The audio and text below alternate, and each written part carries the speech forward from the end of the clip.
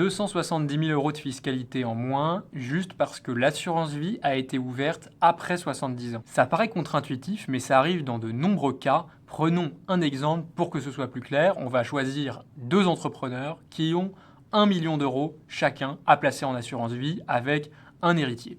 Le premier verse 2 jours avant son 70e anniversaire. Il bénéficiera donc de la fiscalité avant 70 ans.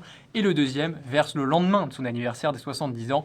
Il bénéficiera donc de la fiscalité après 70 ans.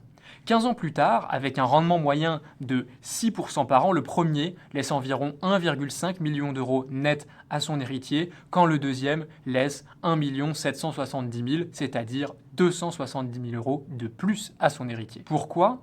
Parce qu'après 70 ans, seuls les montants initialement versés sont taxés et pas les plus-values. Résultat, quand on a des plus-values importantes, il y a moins d'impôts à payer pour les héritiers. Il faut quand même prendre en compte deux conditions pour que ça fonctionne.